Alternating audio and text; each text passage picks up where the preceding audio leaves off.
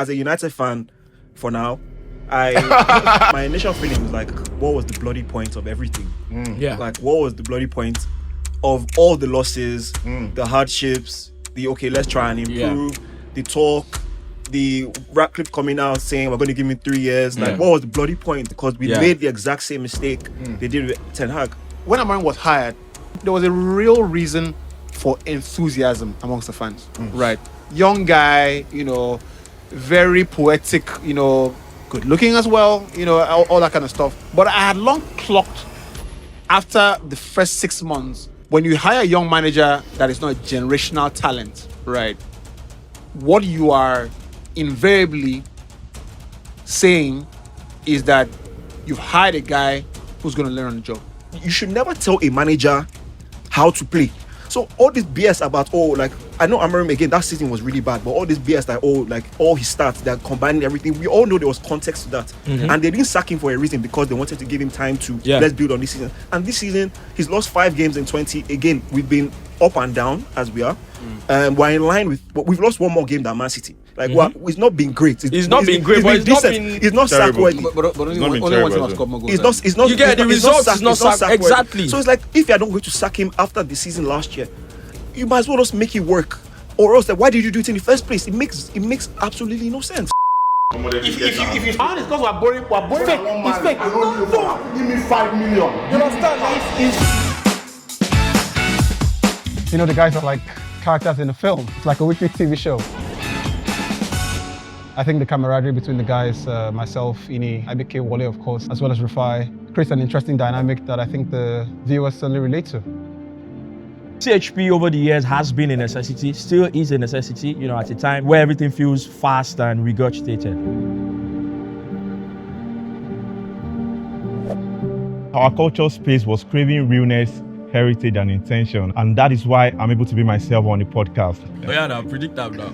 I've seen games like this. We've been able to move with clarity to deliver something with restraint, depth, and timeless wit. And in many ways, we've been able to reset the standard to show what is possible from an African, cultural, and storytelling perspective. In the first half, I don't know the game that you watched, but in that first half, the team that looked like they were going to score the most was us. For us, it's not punditry, it's artistry. There's a self-awareness to what we're doing. For us, we're driving our cultural nuances in every single conversation, and I think that's what we keep trying to do. THP at season 6 is a proof that when your product is sharp and your values are intact and your timing is intentional, you have a chance of building something that is authentic. We're playing a different game, not one based on virality or chasing the algorithm, but one built on value. We're not looking to scale at all costs. We're building substance, and we want that to scale over time. After 6 solid years with the guys, I realized that we are not just a sports show that's entertaining, but an entertainment show that truly knows sport. I'm sure you know that already. He just needs more oil. I go collect on 70,000. I said, this guy, he would never make it. But all of this means nothing if no one is ready to receive it. And that's where you, the viewers, come in. Thank you for allowing us to play our position and allowing our work to speak for itself. So every now and then I go somewhere to different places and someone recognizes you, and that totally humbles me because of the fantastic community we've been able to build. All of this is not enough without you guys. Thank you and welcome. Welcome to season 6. Hello, everybody. Welcome along to our Hindsight Podcast Studios. I am UB, and so Ndwonovid, the metronome. Now, one of the pros of working on a show like THB is that after 6 years, you tend to have a voice. Now, one of the cons of working on a show like THB is that after 6 years, that voice becomes popular demand. Now, in 6 years of working on this show, very few shows have had more popular demand content than the second episode of the year 2026. So it gives me great pleasure to welcome to the studio for the very first time in 2026, Emeka Nwani, who's, of course, having a great time as far as all the Yuletide festivities go with Amorim sacking. Good to see you, Emeka. Yeah, great to be here. Next up, Twitter sweethearts, and of course, a double award-winning podcaster, Mr. IBK Sports, who's made a bit of a change in formation to the left. Proud wing, of you guys. Thank you very much. IBK Sports, and of course, there's a TikTok favorite and everyone's favorite senior man, Mr. Neobang Monday. And of course, last but not the list, Mike 1, 2, or 3, Lachlan Rafai is always available. He's an A&R, of course. Gentlemen, it's good to have everybody in the show. Rafai, good to see you guys. And of course, look, I have I've never felt more pressure, right, to come to a show than today's episode because, you know, we were called out. I literally was called out. I was like, look, you know, this is one of the disadvantages of being on a show like this, right? They want to hear you. Yep. And I've been struggling to figure out, you know, how we're going to approach this episode today. Honestly, it would have been good for me to be, you know, absent because that's what Jimmy Carragher does when, you know, when it has anything to do with when it has to do club. with Liverpool. You just can't find him. Nah, special stuff. But I think it's been a very interesting couple of weeks or days rather. And I hope that this is not the start to 2024. Was it 2024 where what's his name? Cat Williams did the interview on Shannon Sharp's podcast. Shannon Sharp. Yeah, he said this year is And going the to be entire year went like this, right, bro? You know, so this year started off with a bang. On the highway. Because on New Year's Day we're recording or filming, I should say, and you know the story broke that Maresca had been fired, and we managed to do a bit of tidbit on the story. In 4 days, the preceding 4 days, Amorim's been fired as well. What's the other guy's name at Celtic? Been fired as well. Nancy's been fired as well. 33 days. I'm hearing that there's been another firing coming up soon. And slot at the end of the season is not safe. You know that Nancy story is very funny. Because when Brendan Rodgers, whether he was fired or he left by mutual consent, when Rodgers left the job, Celtic went and hired Martin O'Neill. And O'Neill is an old, very successful manager. Been out of the job for a very long time. Grand old man of the game. Brought him and said, you know what? Just come and do a job for us while we find a permanent manager. Comes in, I think he won 90% of his game. He now went and brought the manager that's destroyed everything. That one can't play 8 matches, lose 6. They've gone and called Matt O'Neill again. Please, come on. Can you help us with the end of the season? Funny thing. I'm like, if I'm Matt O'Neill, I go look them like this. I go look them. He loves the club. Funny thing is, O'Neill was there for 77 days, right? Yeah. The Nancy guy was there for maybe 33 days, right? And the thing is that O'Neill was actually, he reluctantly came out of retirement, right? Because he was working on TalkSport and everything. And when he made the final, goodbyes, he said, look, this has to be the final time for sure. They asked him, like, this is the final. He's like, it has to be the final time, because he has done a couple of, returns like, Shaba Modu, Modu Shaba. So I am so surprised that he's gone back to the job. He loves the club. He's a Celtic man through and through. But what that showed me more than anything is that, you see, there's nothing like experience in a job, right? You see, it is not happenstance that a guy who was retired, he was 73 or thereabouts, for that long, he's retired and comes back, sees this player, sees that player, knows what to do to get results. You get? There's nothing like it. All these young chaps, there's nothing wrong with young chaps in the job, right? Yeah. but you cannot beat experience. Yeah, of course. If you're experienced and if you're talented, and then experience. Yeah. Come rain, come shine, come hail or high water, you will be good. They call you, wake up in the night, middle of the night, do this job. Yeah. Piece of cake. Yeah, I think the experience most of the time is usually the I just know what to do. Is the management. Because when they come in, they know the right things to say. It's like they know what to tell the players. They don't overcomplicate. It's like they've know how to seen get this the best out of thing these guys happen before. Yeah. Exactly. Right. Nothing encapsulates experience like this quote that Ryan Giggs made many years ago. I remember it was a Champions League game they played against Chelsea, where there's a long diagonal ball was played over the top, and Ryan Giggs has looked at the ball. I think it was Ivanovic or a fullback. No, it wasn't Ivanovic. It was this Kalibularush. Oh, yeah. He's gone close to Ryan Giggs. Ryan really has let the ball run across his body and touched it past him. And they asked him after the game, what a touch. Guy and Ryan Giggs said, I've seen those kind of balls more than 1,000 times. I know. Nothing encapsulates experience. Yeah. Every time I think of experience, I remember that quote. No, he said, I've seen it more than 1,000 times. It's always about coming in and not wanting to.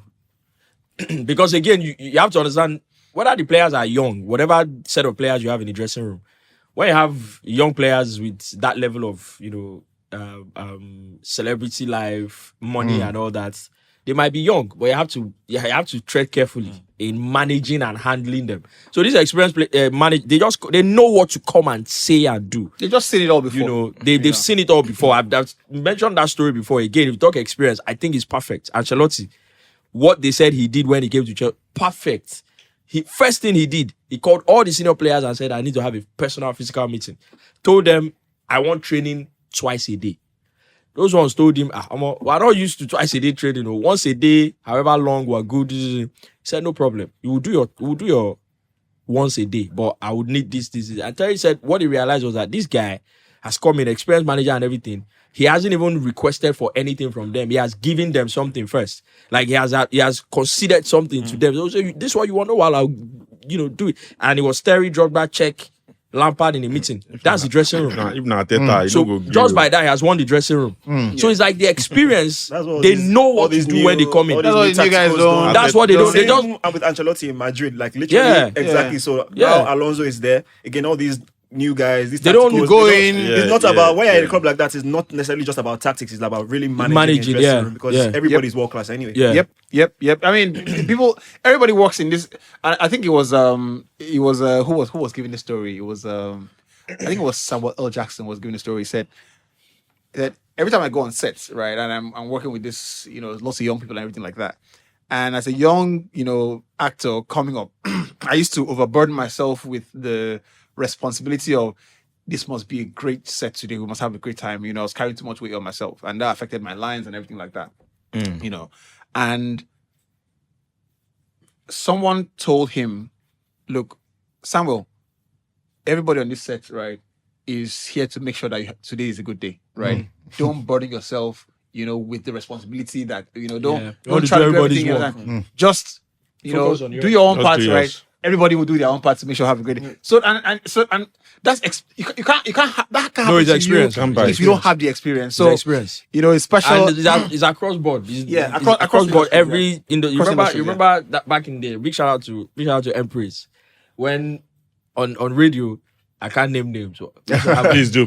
We used to have like a really difficult personality on radio, like to work with.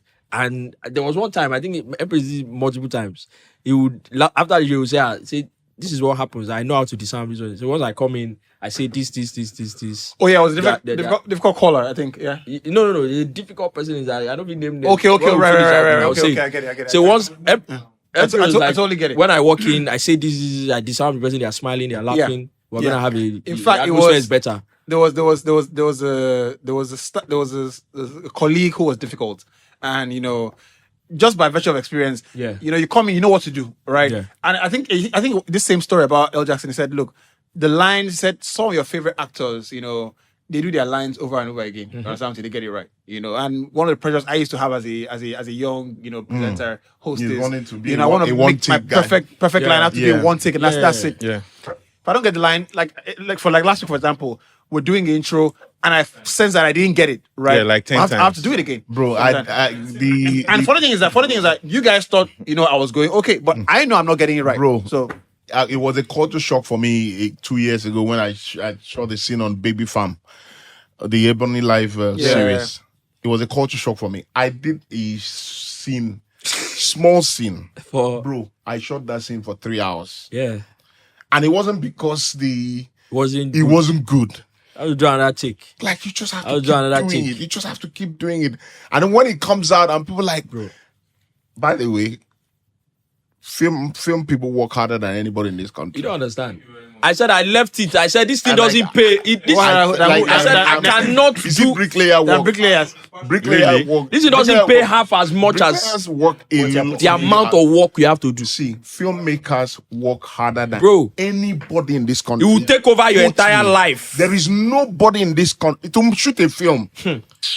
And that's why not to then speak of you run over budgets. That's why they get angry. That's why they get angry when we criticize their work. That's why it is a real frustration because it's hard, bro. I got on that set by 10 o'clock to do one scene. I got into my house by 11 p.m. Yeah. There's a bit. Then imagine me Wait. This is me. A small scene I do. Then imagine the main character. You have to forget the character. Now because you don't get Talk about experience, now why you tell like that? My wife is a crew member, so You say that because you don't get experience. Baba, no worry. Now why you tell like that? My wife would wake up by. Yes, My wife will tell me good night by 2 a.m. By 6 a.m., she's telling me good morning. Yeah. Me, I they sleep, I snore. So those people work. I am telling you, I'm giving you a big shout. So there is no set of people in this country who work harder than filmmakers. Incredible. Wale is happy. What I think is there is there is a lot of truth in what you said, right? But there's also there's also a bit of inefficiency in the in-betweens, right? Baba, leave that thing. Now, grandma, it is. No, don't worry. I'm telling you. That work itself. No, let him finish. Let him finish. Senior man, you can't generalize. Let him finish what he's saying. Like what I started with was this, right? Wale, please post this one. My wife will be very happy. he makes an incredible point, right? Because filmmaking is you see, you're trying to recreate real life, right? And again, they always say, you guys like to do a bit of Bible stuff, but you're not the creator, so you can appreciate better the creator's ability. So you're trying to recreate real life, right? But you're trying to do it in a bit of pseudo mode, right? So it takes a lot of time. You have to appreciate the amount of time we take to do that. However, I've been on some film sets in Nigeria. There is a bit of inefficiency you get that goes around the place. You see people. And so are you saying that the inefficiency is what is making them work harder? Can make you work longer. No. Relax. That's not why they're working. No, sir. There is no reason. No, sir. There's no reason you're on set, right? For a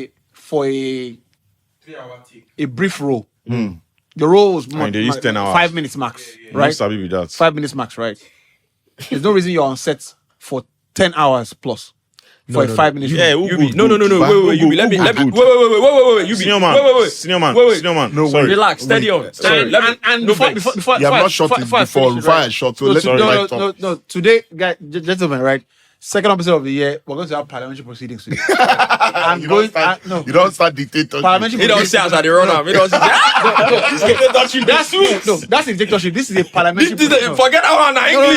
If people who want to run dictatorship, they use English. You want dictatorship. They go say democracy, but who go run for all the parties and then go determine now? You go say me they begin the off mic now. Don't be dictatorship with that. When I say pipe low, you pipe low. Anyways. Right? Or when I do my hand like this. You don't know. These jokes are inside joke. You guys cannot get it. You can't get it. I get it.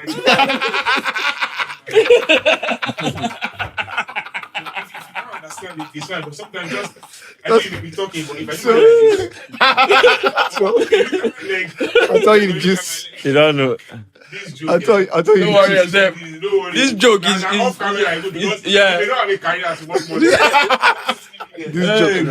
So the thing about doing this podcast, right, is that when you have the voice you don't have, right, it comes with a lot of responsibility. But also comes with a responsibility to give the people that watch you, right, a leaning to what is funny. So myself, Rufai, Jide, Ini, every now and then, they invite us as mercenaries, right, to come and work on bootstrap production. Bootstrap production, right? So we're doing a production. I think it was for AFCON, and we had an OG, host, and he's from way back. So obviously different time entirely. You had to be a certain type of way as a host and things like that. You couldn't if I want to tell Ini, I think your mic is not good. I'll tell him straight. I'll tell him. It's not a problem with that. So every time he wants to round off, maybe my thoughts or in his thoughts, he would say, before the show starts. Before the show starts, I will tell you. So once I do my hand like this, so you have, or I put it on my lap like this. You have to wrap it up. So that means we have to go now. You have to round up. Sign language, bro. Right. It's so funny, and it's the way he does it. Well, sorry. You break out laughing during the show. Sorry, I want to ask you a question, just a very quick one. Who you was movie filmmakers, when they watch movies, do they see like is it real to them? Because I always feel like they will be analyzed. Like if we did, maybe we did watch another podcast now. You go they look at the angles. This person not talk. You can see that. Like, now, is it always real to of them? course, now you can see what feels like a mistake to you, but it doesn't still mean that you don't appreciate that. Oh, there's good work that's been. In fact, most of the time, it's filmmakers that can say, oh, "Man, it's good work that's gone on there," because they maybe understand what it would have taken to prep up. But we watch it as a movie. Like yes, I want to watch it before. You watch it. What's gonna happen, right? I go set up meeting between you and your wife. You get what I will do now. So quick one, I was just going to very quickly. Yes, there is a lot of inefficiency. However, that's not the main reason why these people are working long hours. We live in a country where infrastructurally we're lacking. See, compared to any of the top countries they try to compare us to, what the gap in infrastructure is nowhere close. So that infrastructure gap, the amount of pressure it puts on the production team is incredible. How does that translate? You would have for 10 hours. So I'm going there. You would have a production manager, for example, before a day of shoot. They have what they call Wale. I don't know if you can remember. So you have the script, but for that particular day's shoot, there's a small schedule. There's a schedule that has been created, and every single shot has been lined up. No, it's a call sheet, but there's a name for it. He also has breakdown. It's a breakdown. I can't remember the name I'm looking for. If it comes on, he also has like some of this, even part of the script that is being shot that day. So he doesn't have the entire script. He has the call time, everything, the actor, everything, and the shots have been broken down. The shots has been broken down, and the shots has to be broken down sometimes according to how your locations have been booked and been available, exactly. And even how you have created the schedule on how it will be easy to minimize costs and for your production. I understand. And as a matter of fact, in Nigeria, I don't think you can do a film production in Nigeria without running over budget. I was on a production that I think ran like 30-40 million above budget. I understand what you're saying. The pressure. That production I don't like the outcome, but we can also appreciate that. Look, these people sometimes are turning water to wine. Which is why, as a creative person, I limit my criticism of creative people's work because I know how much work exactly. If you don't like, you can just walk away. If I don't like it, I understand because look, we're filming a podcast and someone's gonna be in the comments and tell Wale, that camera, should be somewhere, and he doesn't realize that we're basically in a very, tight space, right? And all that stuff. Anyway, that's that for that. I saw. That's why I'm on this table. We have some really good conversations. Right. Yep. Always. One of the conversations that I don't like to be a part of is the one I saw on Twitter. Someone said you have 2 million naira. Your current girlfriend needs 1.5. Your ex needs 500K. Say, how much do you have? Someone replied them and said, so you realize we're in 2026, right? With this silly question you started with. You say you have an ex. You have an ex. You say how much do you have? Why is your girlfriend looking for 1.5 million? You don't say we talk that in that time. There are some things in this country that it's supposed to be like soft law. Maybe you don't go into the main constitution. You'll be like soft law. Once you do that, they will arrest you. Once you don't do that, they will arrest you. You do community service. Carry small dustbin. You go clean gutter. You go because what kind of question is carry small dustbin. Your ex need 500,000. Why is my ex looking for money? Why is my girlfriend looking for 1.5 million and I have 2 million? That one is not your girlfriend. That one is after your life. No, wait. Why do I have 2 million and you want 1.5 million? And you say it's my girlfriend. Why do you want 1.5 million? Now I will be. Weapon fashion against me. Now small thing. Your babe phone number there on your account, so you receive a lot. I wanted to replace the meme watch with some of the best comments I've seen this year. And I saw one from New Year's Day. Said, person said, I think what's his name now? TJ Suni. Yeah. TJ Suni. Yeah. Said, I don't think you guys understand how happy each episode makes me, right? Yeah. Helps me relax once I'm home watching a TV all the way from the West Midlands. I'm guessing, somewhere Birmingham. Aston Villa-ish, yeah. Right. Someone said. Someone said. This you know, water I'm really- prepping for my. For when we move the podcast. We're doing it. The other We're time, going on tour. the other time when I say black country, that they love nonsense. Black country. Like the Balkan Sea. You were ahead of the curve. Like the Balkan Sea. Someone said. Abel Jeremiah TV said. Watching the Hindsight podcast, one of the favorite highlights of my day. So many good comments. So many good comments. I think one thing we the content creators can appreciate as well is I think this year we've done a little bit of what the Premier League usually would give us during the first 2 seasons.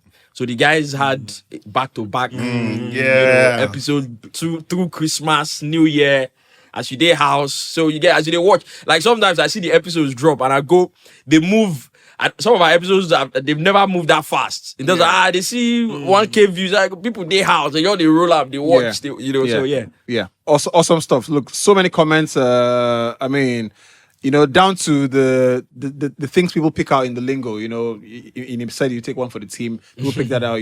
Cup tie. People pick that stuff out. I see that. That's my highlight. I see that. I see that. Steady on is a small thing. You don't inactive. It's an interesting. We go anyway. 2-2 with you. I love it. Anyway, I thought I should shout outs to everyone who watches. Right, you guys are amazing. Right. I want to start off today with what I think is the reason we've recorded. Today, of course, we'll still record today, but I think one of the key things that has been mentioned, and I think we talked about in the intro, was the situation we find ourselves with the managerial sackings. And I wanted to ask, how important a manager's press conference is, because you guys know from way back, I watched the press conferences. I watched the press conferences on Friday. From when it starts dropping, I'm watching, from the Burnley to the Palace manager. I might not watch everything, but I'm seeing snippets. I want to see exactly what's been said. And I've had a bit of time over time, when you watch these things, you start to have a sixth sense for when you think something is up. Yeah. Right. When I saw the Maresca press conference, when I saw him miss the press conference, I could sense something was up, because I saw him on the touchline. Right, he looked sick. All of a sudden he was sick. All of a sudden he was sick. I was like, something is quite off. I remember seeing the Jose press conference where he was like, this 3. You could tell that the end was somewhat near, because the managers are the only ones in the entire hierarchy of a football structure that speaks to the media on a weekly basis, right? And they can hate it or love it, but it's one of their most powerful tools. It is. Right.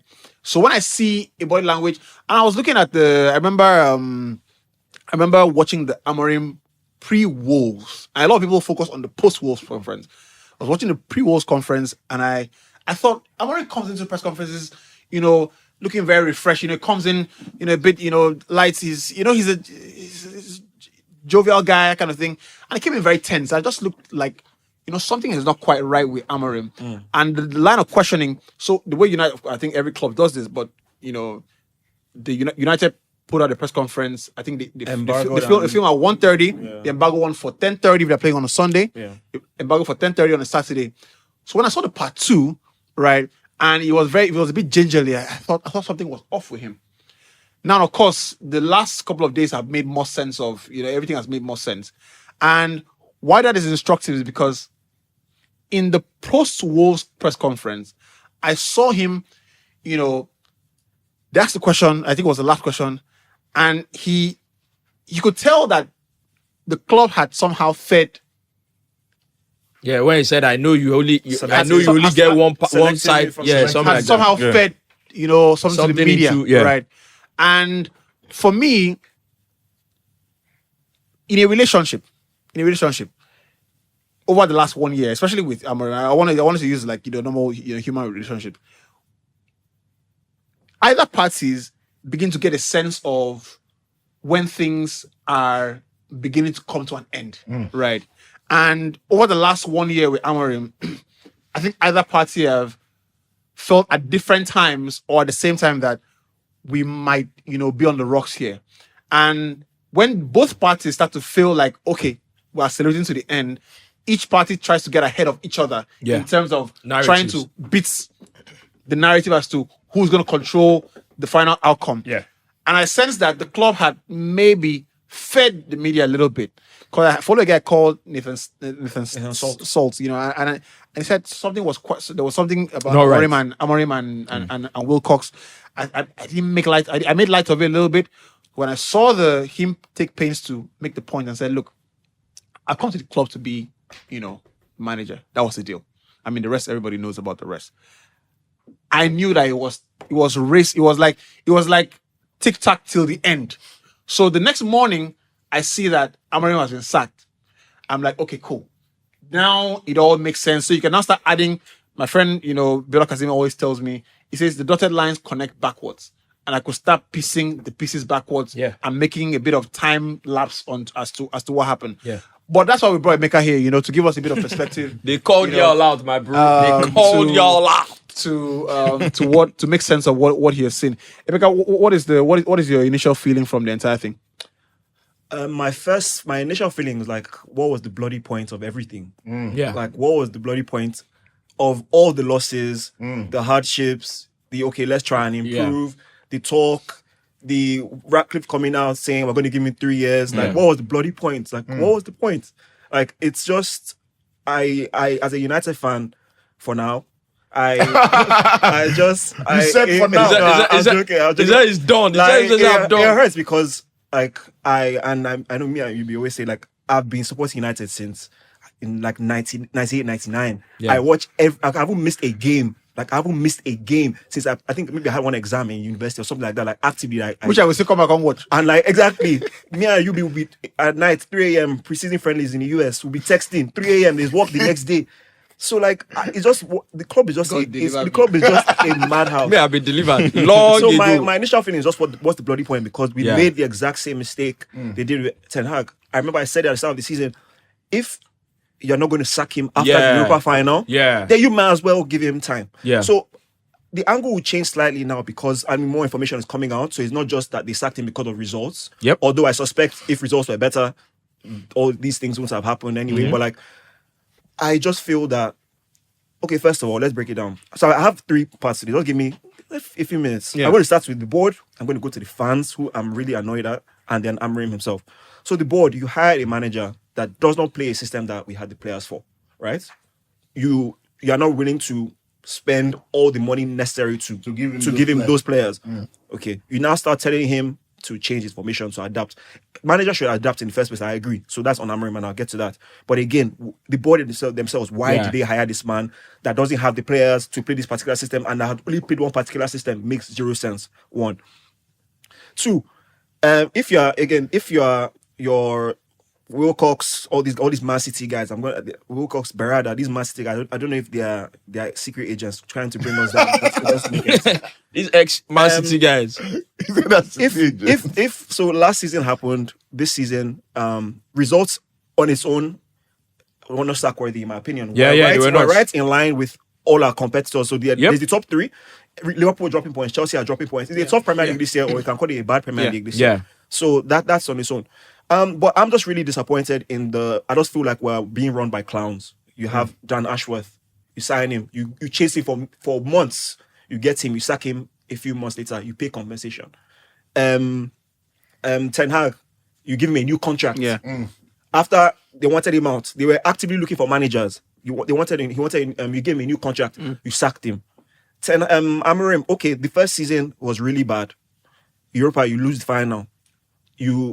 Their thoughts, okay, maybe they'll leave him on, but he goes on and you signed 210 million pounds of talent worth for him again. And now the team is now a bit mismanaged. You have Mbeumo and Ahmad. You want to go to a 4-2-3-1. Who's going to play right wing? We don't have any left wingers anymore. You know, so all those things. And I just feel like there's just no idea about what are we trying to do as a club? What do we want to be? So I don't want to say everything that will go around. Of course. But the fans, can I just go on the fans? Go for it. The fans. I know Arsenal fans get a lot of stake about this is victim mentality, but United fans were a big part of the problem, especially the online fans. They will say that they wanted Amorim out because we finished 15th last season. Let me show you how that is just BS. They do it every year.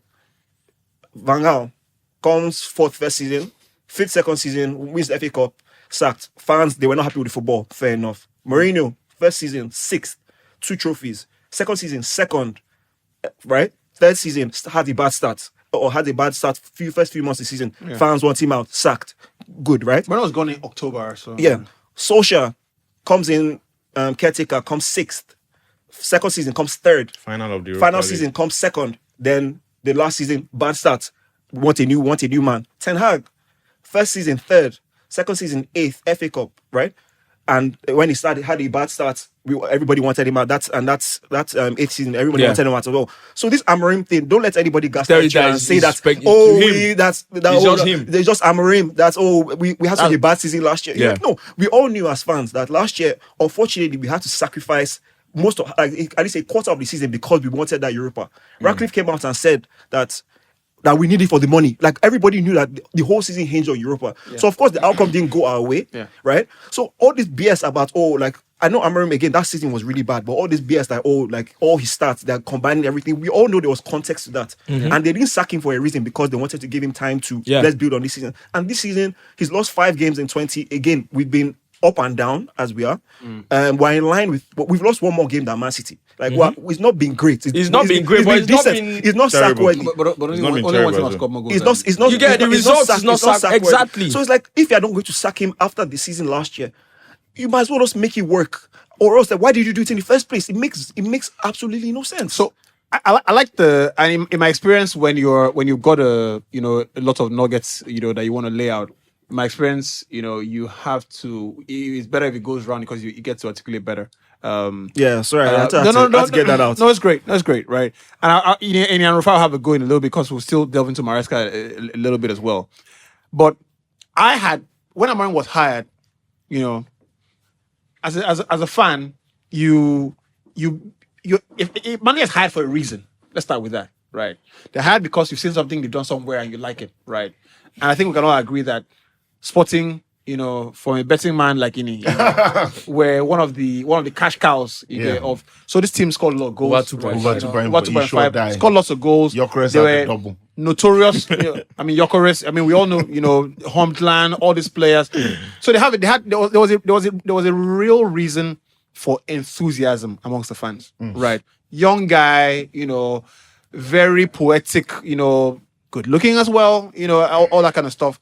And it all added up. So I tell people, when people try and revise the idea and say, oh, why were you guys excited? What do you guys think is going to happen? Oh, no. Like in every marriage, when you start the marriage, you hope that things go well. After the Man City game as well, that Sporting beat them as well. Exactly. The great Guardiola 4-1 in a game. Anyway, long story short. But I had long clocked after the first 6 months the cost of hiring a young manager. Right. And these were my findings, right? When you hire a young manager that is not a generational talent, right? What you are invariably saying is that you've hired a guy who's going to learn on the job. Right. Yeah. Now, Amorim is not only a young manager. Amorim was 39 when they hired him. Right. Second youngest in the league. Right. I'm in my 30s. Right. Late. And again, people say specifically. No, I'm an old man, so that one is late 30s. I'm 40, right? People always say Bible verses and everything, but the Bible says he wants to build a house should first sit down, right? And consider the cost. Of it, right? And no, you're not gonna go past that as if you didn't. Senior man, have you noticed? I think this man has met somebody.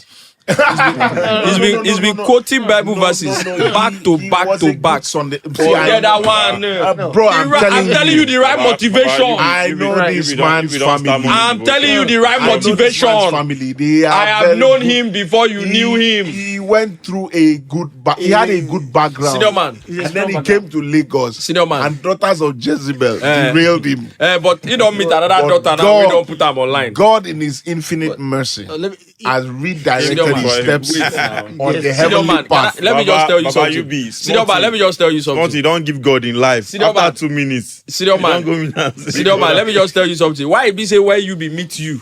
Why be say when you be meet you after so many years where he know you, realign the path. I'm telling you that he has met someone. No. They follow me. They argue. I promise you guys, right? This is the point where this is the part where somebody in the comments is absolutely drawing their hair out of their head. What the fuck, you guys were on like something, right? right. But basically, the point was to, if you hire a young manager, you have to sit down and understand you're gonna grow with him. Yeah, he's gonna make a lot of mistakes, right? Are you willing to make that mistake? Are you willing to grow with the manager, right?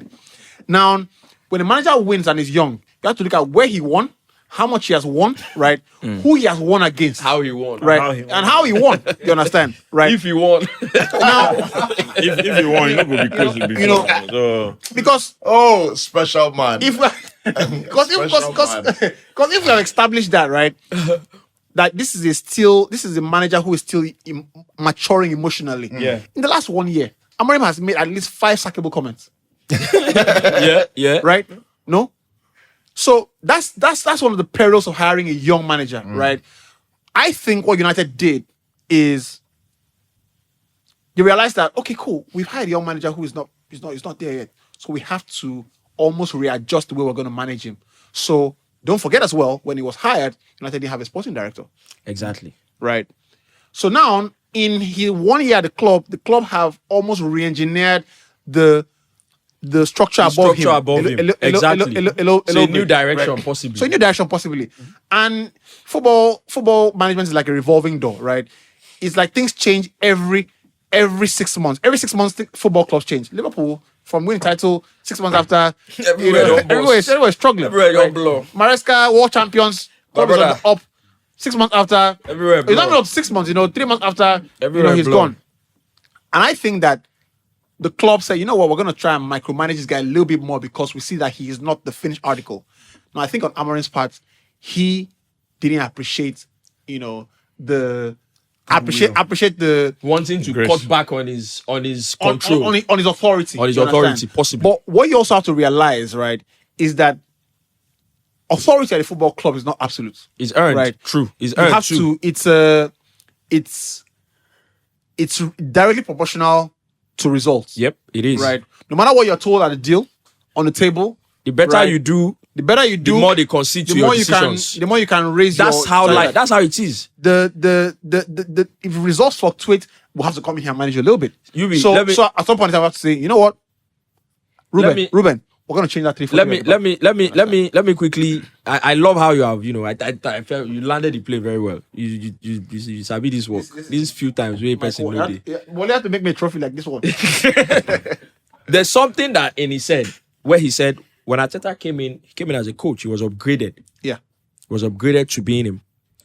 And another thing I would say, I think, as fans of football clubs, when things like this happen, what we want to see is stability and then brick by brick progress. And so when things like this happen, it feels like a little progress that we've had is all been destroyed. So that feeling is genuine and it's accurate. However, I always feel like the reason the coach and the club would need to go separate ways. If majority of us are privy to maybe some of the information, we possibly might agree with the club. Because, for example, in this instance, and the key point you be made is that when he was appointed, there was no sporting director. And I've never seen anywhere where a young manager is appointed and he has the 100% power of everything at the club. Never mind a club like United. Not a club like United. Facts. And I always see these things online. And you said we'll go talk about Maresca. When a manager goes, these sporting directors, they don't know anything. They never play the game. They're telling the manager how to. I think everybody who says that should first of all steady on. We have forgotten that when a coach is hired, they give him his KPIs, their objectives, their everything. It is the same when a sporting director is hired. The sporting director says get your own role and the objectives and the KPIs and what he has to deliver. Yeah. So let's take, for example, Pep Guardiola said, I don't know how many months ago, he said, I want a team of just 23 or whatever players. And let's assume, for example, a sport director is brought into a meeting and said, this is what the coach Pep is the king. This is what he wants. Standard. We have to stream down the squad and everything. Guardiola will have to pick a list of players and everything. Wants, yeah. And the sporting director too, is saying, bro, the owners will hire me. We want to also maximize this part. He has a different KPI. Yeah, he might pick a player that Guardiola wants to stay in the team and say we have to sell that guy because we might get good money for him. Now, most likely the guy stays because Guardiola is the almighty there. But if you shift that same situation and shift it to a club like United with Amorim or a club like Chelsea with Maresca, the sporting director is going. Maresca's situation is even different because the sporting directors hired him. You know, the sporting director has now come in and now we want to create a sporting structure. Top-down organogram. Top down. What that then mean is that Amorim would some power go come on in hand. Yep. If not, waiting is what director go When do he was there. hired, the hiring axis, right? United Yeah. had when he was hired, there was United have changed over the last 6 months, over the last 1 year, right? When Amorim was hired, you had an axis of Sorry, how was this club functioning all these years? you have you have the time to tell you. Remember there right? was There was Ratcliffe. Woodward now. There All was those the other things. guy Vice who was chairman left, now. who has since left. Who, Morta or who? No. The other guy who has since left Ashworth. to the French, who was managing the Ineos structure. Oh, yeah, You know, that's a Lord something. Yeah. I mean, Lord Voldemort. Right. So there was him. There was Ratcliffe. There was him. Then there was Ashworth. Those were the three people making the choices. Then Omar resumed his role, right? And Ashworth's power started to wane a little bit, right? Then ultimately Ashworth was fired. Then Wilcox stepped up. Now Wilcox stepped up. It was a bit of a gray area with Wilcox's role, right? He's a technical advisor, technical something. You know. Then they brought in a guy called Christopher Vival, right? Yeah. Who's got Who left Chelsea. As a an transfer. eye second to none, right? As far as bringing young players who he pioneered the Kone deals and the B Martins and those deals.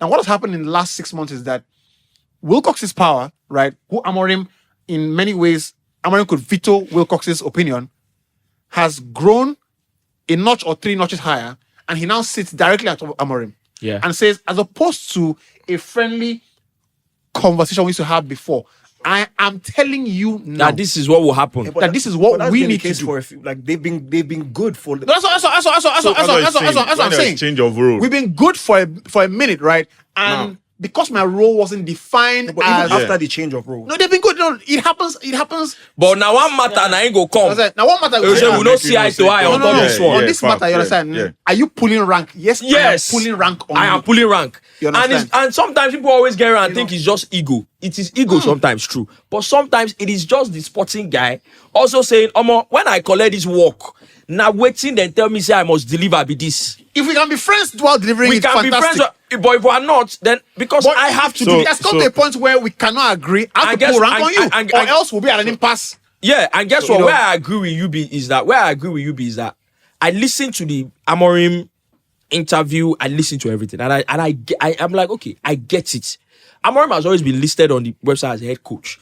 Okay, you came in and you said the deal was you have to be the manager. I don't know, because in my mind, I feel like that will be clearly defined in the contract you signed. So I don't know where his priority is. And if there's now been, they won't whine you, they change things.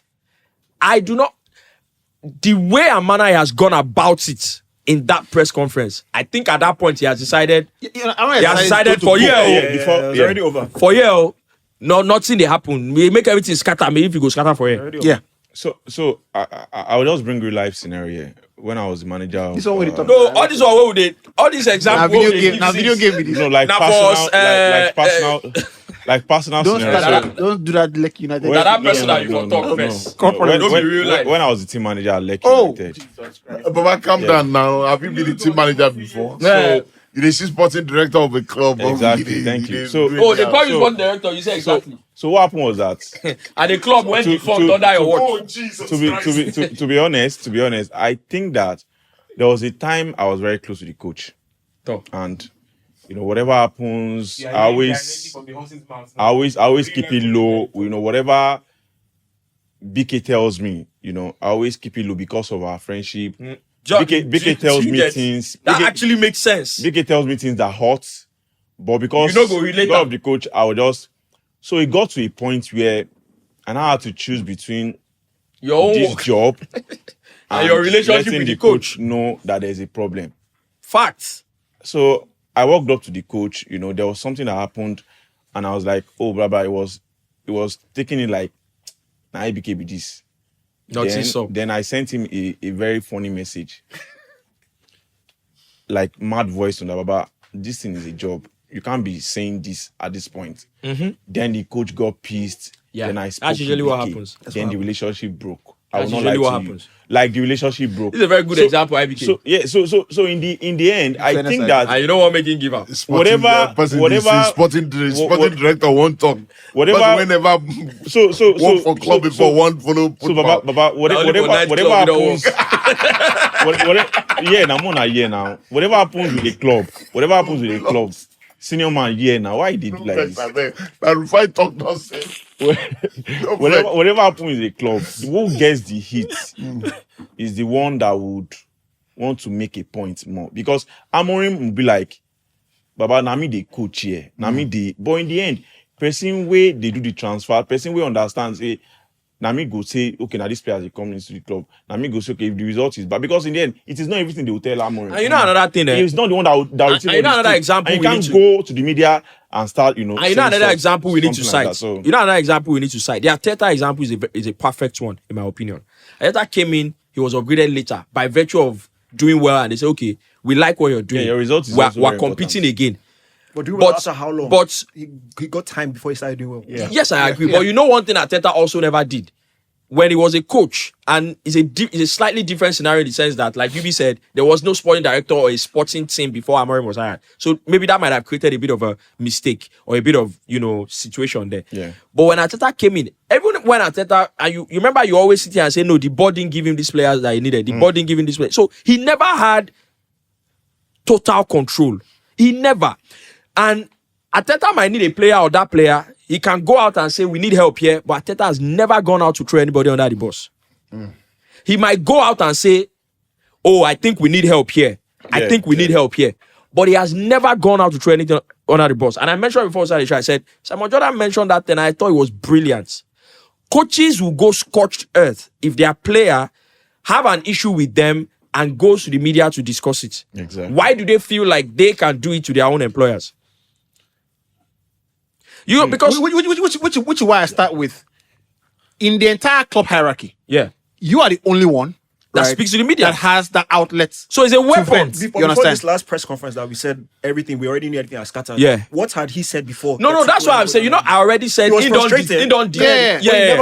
He never said anything. And the I other feel point, like the reason he has been fired is that press conference. So there might have been issues before. Yeah. Where then they took say, okay, maybe we'll go still Go talk manager. about that. We'll go So settle at that. the Athletic this morning they said basically yes that the final straw was that press conference. Exactly. So and they wanted to work. They actually still wanted to work. Because for you to go and talk about it there, that means you are saying I will not accept this. So the point is which I made it earlier, that before a manager can decide, you know what, and I feel like Amorim hasn't built himself a capital yet to be able to do what demand he's total done. control. Which is why he has said that That's I know what the my name. I know my name is not Tuchel. So my name is not Antukonte. He hasn't built the capital yet. That's why it's easy for them to, say, what, if you're not, get out. That's why it's easy for them to do it. But the reality is that before a manager goes public with something like that, going to, to the media and, push that kind of button, what he's thought about is, I don't think there's a way out of this. Exactly. He wants to have his way. He doesn't think that he can. I think in that moment he was just emotional. They threw away comments. I think he lost his head. I think that. I think he was calculated. I'm going to read some quotes. I think that he has had conversations. No, I think that he's had conversations. Yeah. He's had conversations. He's talked things over, and the club has doubled down and said, "This is what we want." This is what we want. You're, I think you're 95% right. You know what I'll tell you? You're 95% right. In the lead up to the Unitide, right? Amorim kept saying, if there is something to be done in January, we would do it. That was the rhetoric from him. Now that's how there's been a sharp change in tone. Tone. Which goes back in. They've told him, look, there will be no signings in January. But they told him before that they would be. They told him before they would be. A lot of don't change. It's probably because of And if you don't pull out one money, Okay, continue. where they're like, and if I'm a club administrator, I could. This is my own just thinking, right? The results from Everton to Leeds, United should not have dropped more than 3 points in those entire games. the Everton one was very bad. Yeah. Everton was With really bad. If I'm the guy paying the bill, that's enough to tell me, you know what? No, that's enough to tell me, you know what? I'm not going to sign any more players for you. You understand? We're giving you. Or is that not counterproductive? No. Again, Not necessarily. again. That for me, for my owner, I'm like, you know what? I think that No, because why do you want to? Okay, results didn't go the way. if of the squad is good, if the squad the is team, good, I the think team. The consequence when you look at it, is the team good enough to Yeah. beat to win at Everton? No, you can't catch it that way when you look at this Premier League this year. Exactly. No. Yeah. Again. Everybody's dropping points. That's perspective, right? But again, then you play because United always play before those guys. You play and you find out that the next game Chelsea drop points, Liverpool drop points as well, or after that kind of thing. Now, what I'm trying to say is that for me, that's enough reason to say, you know what? If you're not winning with these guys, what is my guarantee if I add another player? Yeah. So again, it's a sunk cost fallacy. But you know that wasn't. I don't think that was his. I don't think that was his main. I don't think that was his main issue. Like, of course, he was upset because at the end of the day, he's the one. He's the one getting all the flack, right? And rightly so. So he's like, okay, well, now you're not going to. And I don't even that. So part of Amorim stuff I started going to say, I don't even. I believe he should work with what he has because we have a good enough team playing once a week to do a bit better than what we're doing. Yeah. So I don't believe in giving him another 65 million for Semenyo or 80 million for Anderson in January, all that nonsense. No, he should work with it. So I don't agree with that, but I don't think that was his main issue. I think it's more like, of course, he's under pressure, and we have said now he's 40 years old, second youngest manager in the league. He's doing like 10. You see, he's always doing a press conference like almost every other day. I don't see any other manager. No. I used to think the same thing as well until I realized that in the contract the Premier League have with Sky, right? Sky are the biggest payers of the Premier League. Sky reserve the rights, right, to call in any manager, right, for a press conference on their own. Oh, right. Right. That makes sense. At any time.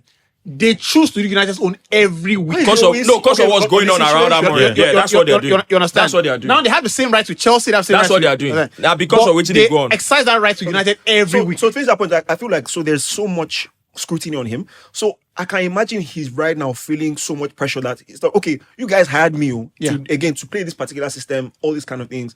And you don't want to, like, he wants to be given the best chance to do what he wants to do. Again, I don't agree with him because I feel he has enough to do better than he's doing. Yeah. Right. So I think a lot of that was emotional, but I think his main issue, again, from more information has come out, even someone like Ratcliffe is now telling him the formations to play, right? And like you said, Ratcliffe, not the sporting director, Ratcliffe. And like you said, I would understand if like Wilcox, all these guys, you're not doing well enough, so we're going to try and micromanage you a bit more. Yeah. But again, from his perspective, I'm just trying to look because I don't think he's blameless at all. But he's like, again, you hired me to do this and to play. That was the deal. That's which is why I said but the results are not coming. Yeah, okay, so what happens from there? So if you hired me to do this, then let's stay the course and let's see. Because you which don't is where he is emotionally a bit unintelligent. Because you should be like, you know what? Let me just try if the and save results my are job. coming, I agree. Nobody follow me the talk. Nobody follow you talk anyhow. So again, I think it's more like, okay, if the results aren't coming, but I don't think you should never tell a manager how to play. So either you let him go. Yeah. Let me quickly say I'll read this quote from. One last point. No, go for it. One last point. Again, I always said this formation thing. I think that's a big issue because this 3 at the back with Man United. Again, if he was playing 4-2-3-1 and getting the exact same results, nobody will ever say change to 5 at the back, change to 3 at the back. Yeah. No one will ever say that. So you hired him to play this formation again. I completely agree. He's not emotionally intelligent enough. He's too emotional. And that's so, again, any smart coach in that moment should adapt, or if you don't want, go. Right? But he doesn't, he doesn't really know how to handle the emotions. Yeah. So I just feel like that is really what you weather the storm, right? I think that you weather in this period, right? And of course, it's always in hindsight, right? There are periods where your power is someone eating into your capital, and you know that, you know what, I'm going to lose this particular battle, right? The longer game. You see, it's good that you mentioned, because I was going to use Jose as an example. There's that saying, oh, if you can't coach the big players, then you can't coach at all. But I also think that if you aspire to coach a big team, you have to have a bit of an understanding to know that there's a lot of madness that comes with it. Yeah, for sure. I remember when Jose came to Chelsea, why Abramovich fired him? No be footballing reason. Now he go, oh, I agree, I go. But before he reached that firing, you have to remember, Jose was coming off the back of winning the Champions League, winning the UEFA Cup, winning the Portuguese League, and then coming to Chelsea. So he was on top when he came. Yeah. What do I need to do to get? But despite that, there were players that he wasn't. Jose did not still have the veto to say, oh, I don't want this player. There were some players, like he said about Drogba, I told them pay and don't speak. However, Shevchenko, he was very important. I don't want this guy. Yeah. There were other, even this star Benaim story I just mentioned. John Terry said, I think he was even shocked that he got a move to Chelsea. There were players that he not be saying at Jose. So I don't think it is, like you guys have said, emotionally intelligent to think you go into a club like United. I agree. And more so, they've now created a sporting structure above you, and you still think, and you see that press conference, So you think he was calculated? Yeah, he not only said, You think so? He not only said, this is the deal, I am here, I'm going to be the manager. He not only said that once, he said it at least 3 times. Yeah. I think Every time they try to move on, I think he he will lost come it. back I to it. agree because it was like 7 minutes into the press I am conference. here with you, and I'm here with you, right? I think he has calculated a bit of it. I think he's lost his head in the midst of that, and those two things can be true. I'll tell you why. Is there also a possibility he was trying to whip sentiment? So hold on a sec. Hold on. There could be that. Because I personally feel like, which is the point I was trying to make earlier, that managers these days, when we say, oh, you can't go public with certain things, managers these days just cannot find a solution with, the bosses ahead. So they use the... So they want to whip. They are trying to... Amorim, this is what I'm trying to do, but these people do not allow Amorim has always been so honest. I don't think they're trying to... Amorim always says... He always over. Now, what I was saying was this, right? I understand what Rufai is saying is probably calculated, and I think I lean more. And I also think that because I've watched a lot of his press conferences, he goes beyond the boundaries of what should be said, right? I think he's lost a bit of his head as well, because you could see this is exact boy language, right? He bends, right? His face, and he's like, I think in that moment he's thinking, I'm gonna say this. What did they happen for you? I'm like, F it. I know that you only get one part of his eye, like he's literally like his face caused like he was thunder. he was angry. Yeah, you see his eyes get red. He was trying to control. And literally, when he finishes, he's like, "Thank you guys," and he stands up and leaves. Right now, what I think I've seen a quote before I speak. Make me say the quote. Say the quotes. You know how in the press conference he said, "I'll do my job. Let other people do their jobs." Yes. Right. And in 18 months, it'll be over if the club doesn't want to. Right. Yeah. I will move on.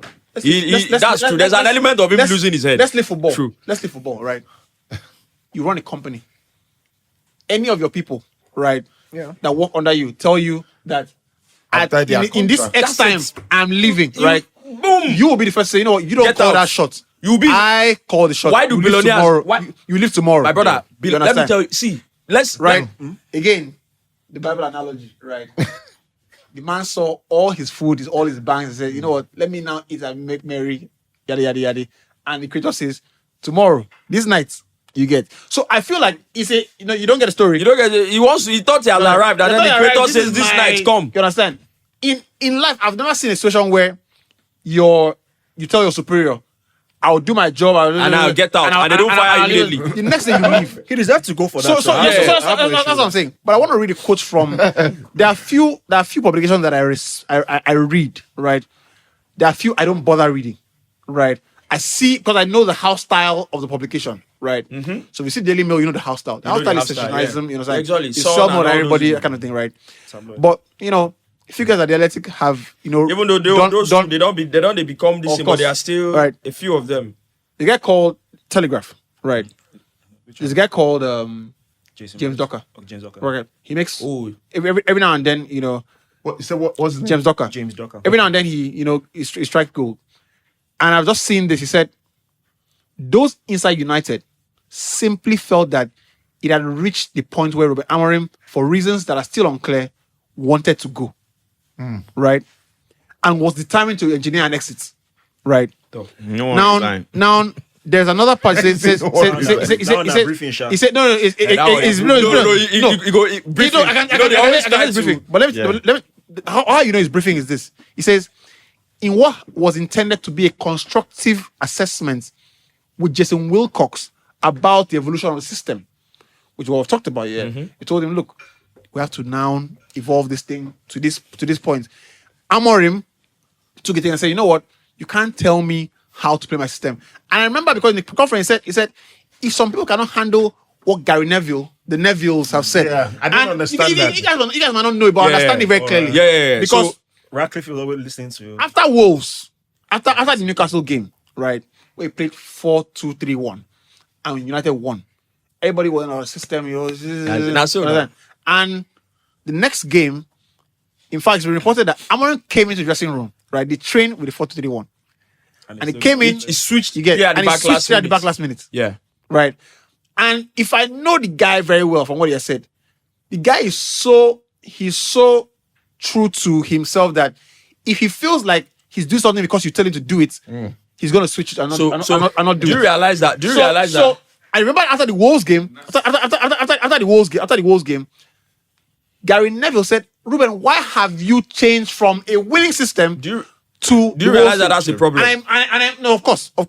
And after that game, I think that's when Wilcox has come back and said, you know what, Ruben, we need to evolve the system the pieces. Yeah, he's right that every party get their blame. So that's why I say it was also calculated. And I think it's also lost his head because the last part I was going to talk about was that it's, you see, when people hear this thing where you say what was supposed to be a constructive, let's talk. That's Wilcox briefing the media. People go turn them to say, do you want to tell him how to play? No. When they hire a sporting director, it is because you have a particular sporting knowledge. Yeah. And it is your job to be able to sit with a coach. You remember that time we talk about the Super Eagles and say when you hire a technical director, you have to sit. Super Eagles don't have a coach. I'm saying we get director, we get head coach, we get. I was talking about when they say you hire a technical director. You know, there's a role inside the NFL. Technical director. The technical director. When you hire that coach is the one that's supposed to first of all go and do his own report on the footballing direction that he thinks we should go, and that's what we inform hiring a coach. He's doing his job. By getting the feedback. Wilcox is doing his job by saying, let's review this thing. What can we do? So for you to then go boom. You're allowing ego dictates. Exactly. Last season for the FA Cup final, right? I saw a story. I'm not quite sure how true it is, right? That Wilcox had just come in at the time. If you remember, Wilcox had just come in at the time, and his remit was you have to work closely with Ten Hag, that kind of thing. Ten Hag had a veto in his contract. He had a very powerful sitting, and if you remember very well, Ten Hag said he felt the cold shoulder from the Ineos. They weren't speaking to him, right?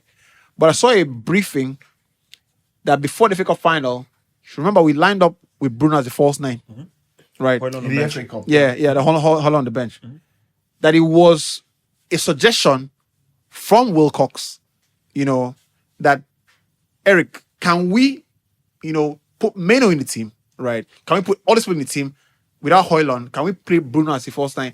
And I think he said Ten Hag took the advice last minute, and that's not taking anything from Ten Hag. Ten Hag. Finals don't play. You get he will find a way to land you that title, right? Agent, right?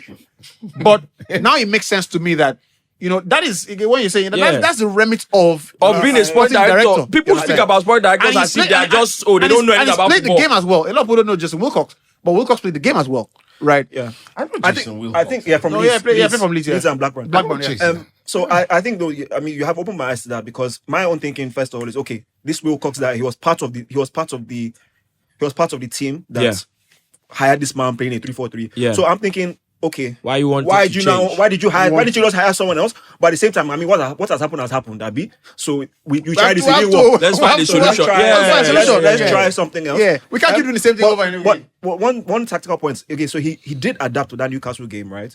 But another thing I'm thinking about, what if he had more time Like, if he did it that Newcastle game, especially we don't have the even if you look at the team, we actually don't have the personnel for a 4-2-3-1 with the AFCON guys out because we played Dorgu as a right winger against Newcastle. I saw that right? this thing, yeah. So and obviously it worked well in the first half. Second half was a bit all over the place. But like I'm thinking, what the personnel we have right now actually again with the AFCON guys out actually fits a three at the back more. So maybe that's just why he didn't do it. But I do agree 100% that okay, like he has to adapt in that situation. Really, that heaven boy. I think that boy is special. That boy is special. You know, I clicked it early. I clocked it early. I said, we sold the gem. Let me tell you guys something. We sold the gem. How old is that boy? But what 19? What thing I'm happy about, bro? I just don't want to see any three at the back again. I don't, bro. I don't want to see at three at the back 18 years old to be center back for Manchester United. My goodness. I didn't play on the right ahead of Lisandro. Bro, they said all the boy you plays, go left, the boy plays with so much grace. He go collect the ball, he go pass him. I'm like, if you sabi play ball, you sabi play ball. Come on, keep quiet there. There's something he does very well, right? That's where you think you're gonna press him and you have no option, and he just throws. Now, yeah, very good. I saw something. Young players. When young players make a mistake, close your eyes. What I want to see is the reaction of the players. And he reacted very well. Yeah. After the goal, it was his fault, right? After the final whistle, you could just see him standing there. He was like, "Fuck, no, that make that mistake." Because he knows he has cost the team, potentially cost the team, the 3 points. Anyway, that's that with that. I want us to talk about Maresca, before we leave, because I feel like there's a domino going to happen. I think Real Madrid are going to in the next couple of weeks to say, you know what? Say, Black, I went to the rain with this. Make we go out. Say, that this shirt, they rain now. Make I go buy out. You get honestly, Javi must. If anybody knows Javi, pack a bag, keep somewhere. Make your keep up the weight. Any day they might call you. Any day now. Because there's going to be a race to who has the best manager on the market. Zidane is still free right now. I think that it affects. This domino is going to affect everybody, right? It's going to affect Liverpool. It's going to affect Liverpool at some point in time, right? Liverpool are going to sit down and say, you know what? Let's call in a meeting and say, you know what? If we fire Slot, how quick do we need to move? If we need to move, when will we move? Yeah. Right? It's going to happen at Madrid as well. Yeah. Because Madrid are going to think, who's the guy we need to hire? So there's a domino going to happen across. And a lot of managers. So Tuchel after World Cup, Nagelsmann after World Cup. Nagelsmann is already been discussed for. Then the managers like Iraola, Glasner, so Marco Silva all out of contract as well. The race is on. Is on. Right. I think Nagelsmann has been discussed. Which is why the Maresca thing, makes sense. I think in talking about Amorim a little bit, we've touched on the potential, talking points with Maresca. But what are your quick observations? So like I said, a few days after now, we've now seen more briefings and more reports coming out, and people now saying. And then I figured out, I was telling Ini, there's a guy, following the guy for a long, the guy has tweeted a long time after a game we played. So he's beginning of the end for Maresca. So apparently, not only did Maresca just speak to City, he actively this job, quoted the job, that kind of thing. And I think that the administrators at Chelsea are going, you have to understand, we gave you an opportunity from Leicester. And I can't remember the last time a Chelsea coach got a 5-year deal. Pochettino got 2, and they still didn't want to fire Pochettino. You got 5 years. And when he entered, they basically handed him the reins. It was a different from the United situation because the moment Boli came in as owners and they tried to do one signing, they say they didn't know the war. They said, we don't know this thing. They did a sporting team immediately. It was a sporting team that hired Maresca. Said, this is the direction we want to go. This is what we think we want to do. This is how we think we want to play, players, everything. And when he came in, if you guys remember, he came in and basically was making decisions. Sterling is not the type of winger I want. He's out. Is out. They basically handed him the reins. The same thing with Amorim. We come in, you out. So 18 months into the job, then actively going, I want that other job. Whether you like it or not, it's gonna annoy your employers. And I think that actively happened. I still think. But they said it was in his contract that he could discuss with. But it was in his contract that he has to tell them. Is there a chance? They said he told them. Is there a chance that they were aware? Now, they said they were aware. Relax. it was not in his contract that he can go and talk. What was in the contract was that if he ever has that kind of situation, he has to inform the organization. And that's why it was reported also that he went and, of course, now because he's not, I'm just telling you what I think has what was in the contract. What I think has now, Maresca finish. Finish. Just to finish, where you even see that, I told you, when he made that comment, the worst spectator at the club, in my club. It shocked everybody at the club. Because we had bad results and then won a game to try and get back up, and it's like, okay, what's this guy talking about? When you say he shocked the club, you sound like he just woke up, nothing happened, and he just said... No, because you would always have difficulties internally with your employers if you don't agree. That is the point that you people do not want to admit. Now, that this guy has gone in and had a conversation with the club, possibly about transfers. I am telling you. And they've told him nothing is going to happen. Yeah, and he came out that and way. he has come out and said it's the worst because 48 hours. You can't just come out of nowhere. He can't just wake up one morning, nothing happened. He just said it's the worst 48 hours because he had a bad dream. I'm just speculating. Okay, but you are speculating too. No, I am telling you, when I started my conversation. You are speculating too. I am not. When I started my conversation, I said, after a few days, we have seen the briefings. I don't know if you have read. Allow me to have read. Speak. Calm down. No, but don't just make Maresca look like he's a drunk. Relax. I think the first thing when I first parliamentary proceedings. Okay. I think to find shift with for this place. I think that we cannot admit, right, that to a large extent, right, we're speculating of some sort, right? Now, so what we're trying to do, right, is take the pieces of the puzzle and try to make sense of the puzzle. That's what we're doing. Which we're very much, within our rights to do, right? Rufai is a Chelsea fan. By virtue of that, right, he will go hunting for more stories about Chelsea than you might. I agree. In basic, right? Essentially a closet. No, you are not keeping quiet. You are not keeping quiet. I'm going to. So let finish. You are not keeping quiet. I'm going to go. And the same way I mentioned about Amorim, when we came here, the first thing I said, both parties have their blame. However, I think the major reason Maresca has left is because of Maresca. It's not because the club has gone on out and said, we'll fire this guy. The major reason he has left. Yes, the club, they didn't. Look, since he has arrived at the club, he doesn't have 100% power to signings. But Maresca determines the type of players he wants. They can go first choice, second choice, or whatever, but he has a complete contribution. And it's the same way, like you said, they upgraded Arteta. He was beginning to have, some more powers as well. I'll give you another example how you know he was beginning to have power. Everybody always say, these Chelsea owners, it's because they want to sell that guy. They say they are telling Maresca to play so that they will increase his money. Why have they not told? Do you know how much it is costing Chelsea to have Sterling on their books? Why have they not told Sterling? Why have they not told him just put Sterling in the team so that at least people will see him on the bench? Something. Bro, it is costing something. Bro, no, but they are paying. But they are still paying his salary. Do you know how many? 300,000 a week. Do you know how many times something else was sent to Saudi Arabia? Rufai is very right. Do you know how many? Rufai is very right. Bro, do you know how many?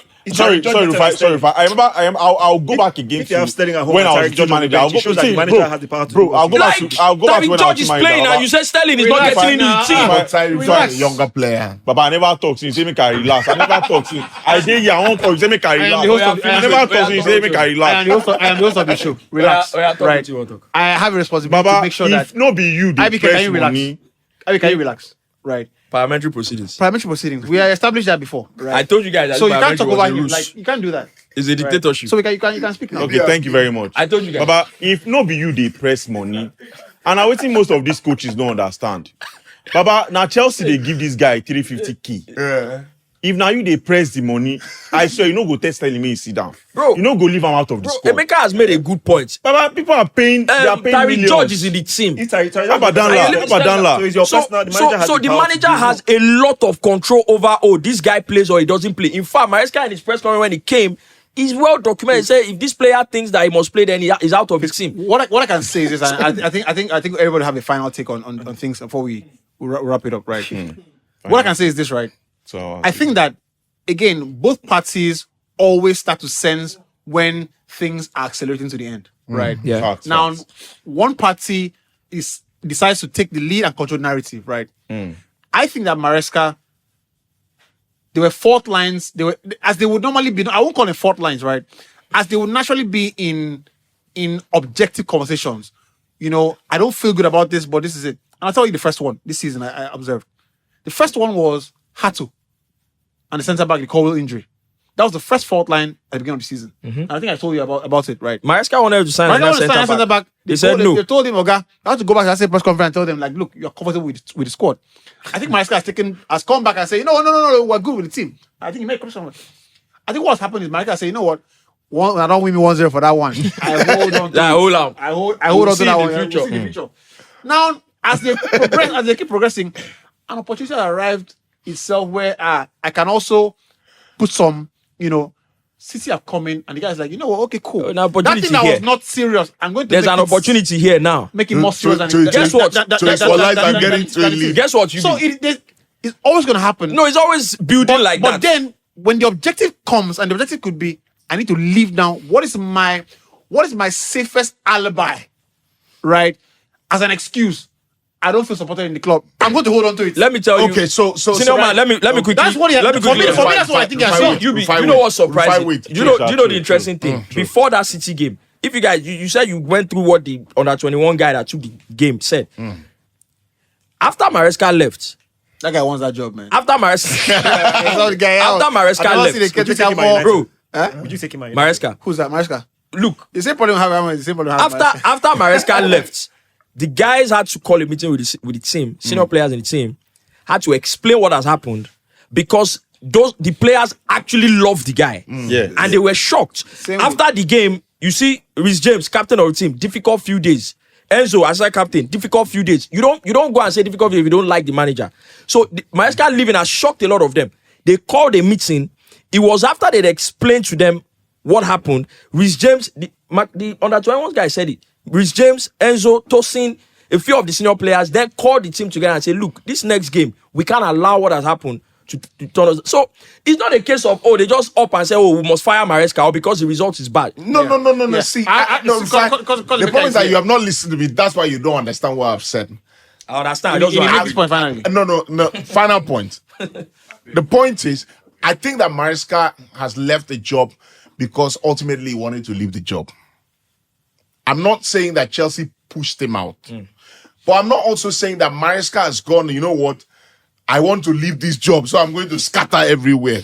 That's not what I'm saying. I'm saying that Maresca has got to a point where he thinks that Chelsea don't match his ambitions.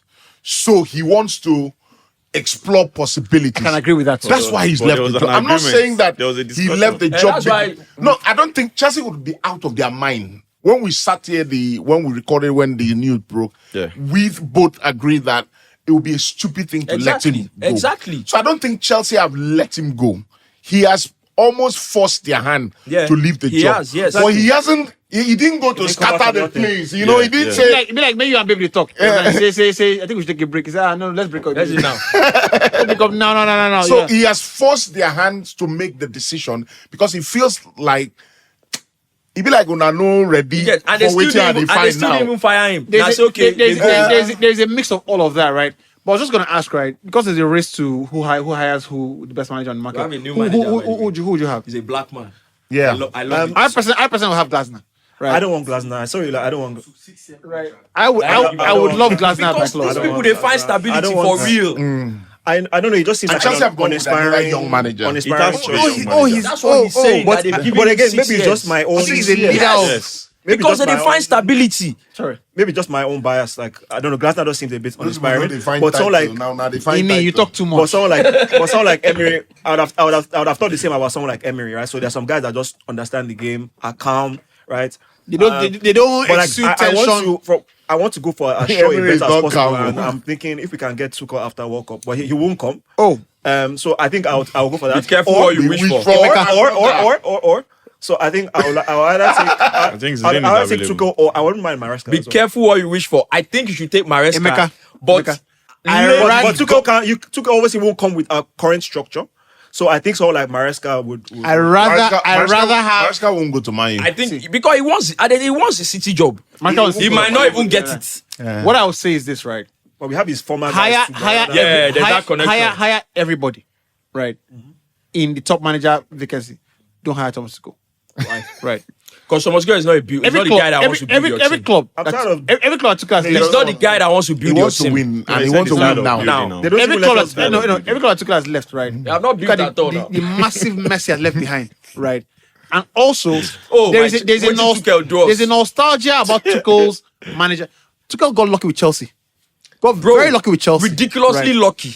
And that has almost glossed over All of his- the nonsense. It's not I'm picking Anyway, Glass now about Tuchel. Anyway, I hear that. But I Tuchel, see why you say that, but I'll pick Oliver Glasner, and that's my own. Tuchel no be the guy where we come build your team. Oh. Gentlemen, let's leave it there. That's all that they do. Is when I go see Sadio Mane for right back. But the When I see Meno for right back. but the people they gave us to build, they will not let them build. So let's we might as well go for ready made. Once when you hire Tuchel like this, I will put out a statement. This one I go print out. You get? Oh, give me I'll put it Fabregas. out. Give me Fabregas. Fabregas. Let's not do that. Let's not do that. United. See, if I not was leaving a Como. United fan, I would tilt more to a lot more experience, and Glasner would just fit the bill. And to be fair, Glasner is very calm. Glasner He's is very calm. CM. Yeah, he's very You already have your very sporting structure managerial. now. You know, It's like- So you should be able to hire a As long as manager he does, I know he doesn't exclusively play through at the back. So as long as he doesn't do that, Yeah. I'm Oh, no, fine. no. He has played multiple You- different Yeah, I know. clubs. So You know- as you know long as he Gla- doesn't But do that. Zidane available now. Who Glasner? Zidane available. Glasner is why was available. Zidane He's not spoil his signing- whites with Go on. Zidane is only Madrid or France. No, Nothing else. Zidane has been. Zidane, you know, Deschamps is leaving exactly, at the end. Zidane is Zidane is waiting for that French job. The French job. See now, Like, he just, you know, they Wale- go anywhere. Wale You don't don't drop want to stress updates. himself. The Chelsea coach have given him a 6-year deal 6 years. because what Maresca when they gave Maresca the job.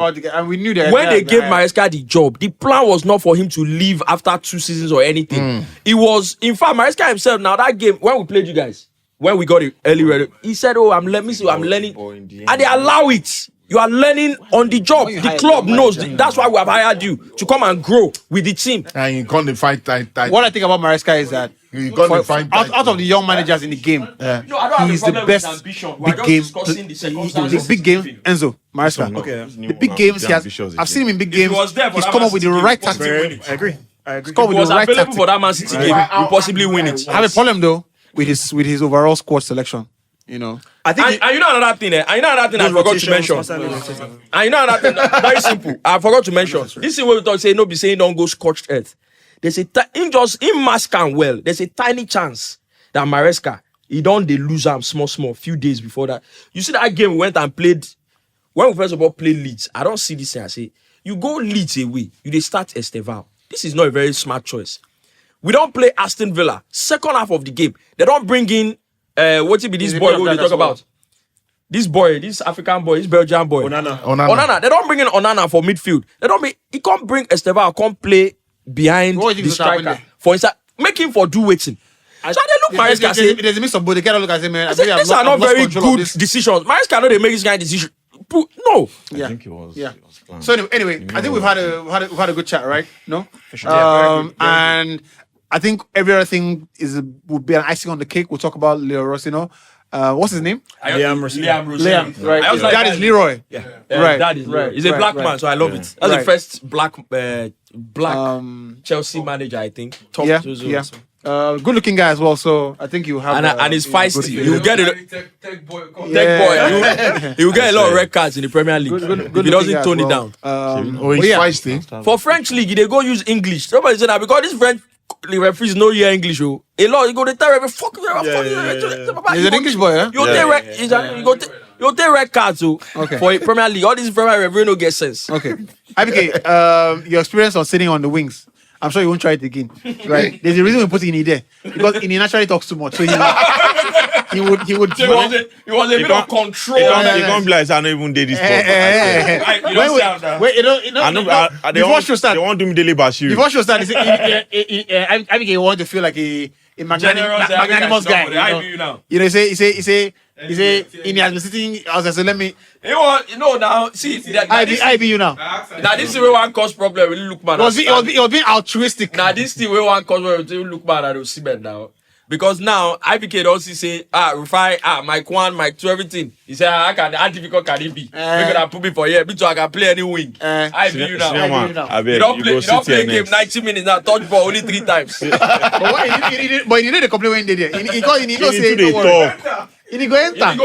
You know they send anybody over say you don't want to make I talk. See me now where they talk. He said that's why I keep quiet. You don't keep quiet. Even if they talk. Do you put this kind of accusation on me? That's it. We're done. This man, you talk too much. We're 10.6 on YouTube. Yeah, now. I saw it. Yeah, I think we jumped 200 followers in 2 weeks in December. Wale, I like the way they sponsor those stuff. And we have too much content, so we'll slow down small this January. No, once AFCON. This January we'll go slow down small. Once AFCON, 2 weeks break. How Are you seeing the Liverpool game on? Easy win for you guys now. No, I don't think it will be easy. But they will beat Liverpool. Let me see something there. Sure. The next game we might draw against Burnley.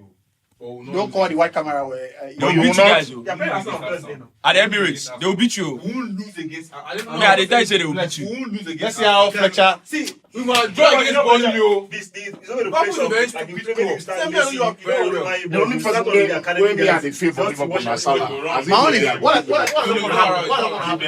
they thought that say no day. I didn't know they are going to beat you. So I thought that they teach Eze lesson. I mean, why I put that Listen. better. They teach them lesson. See, I tell you, say that is basically that Aston Villa game. When you stand, they play ball behind Matty Cash. You just they stand. You didn't see ball. You stand. It doesn't make sense, but that's what Arteta wants for the team. That's why there's that clip of all Arsenal players running back. That's what he wants them to do. And Eze, they look and say, what did they happen for here? Why would they run all the way? Now why Arteta making no win this games. Even if it's 10 minutes. That's the one I don't like. That's the one. That's the one. That's the one I don't like. That's the one I don't like. That one I don't like. Exactly. So I put it That's why I said if there's one for thing I Arteta do well, too, that's his philosophy, but that's what holds him back. presenting When you men- have built a team up to this level, why do you need Eze to be running back? What if as you go by, you win the ball, they send it back to the That's goal? why I'm telling you that I want to let's The Fabregas hold this Arsenal team. let them unleash team. Make them The Fabregas hold this Arsenal team. I think that problem na goals conceded. Yes. I don't care. Concede 30 goals, score 200. Score 200. Win league. Simple. Yes, now. Care Who about cares that? how many goals you concede? I don't care. Concede 40 goals, score 300. First thing you tell them is that, I was talking about talent, but on some days.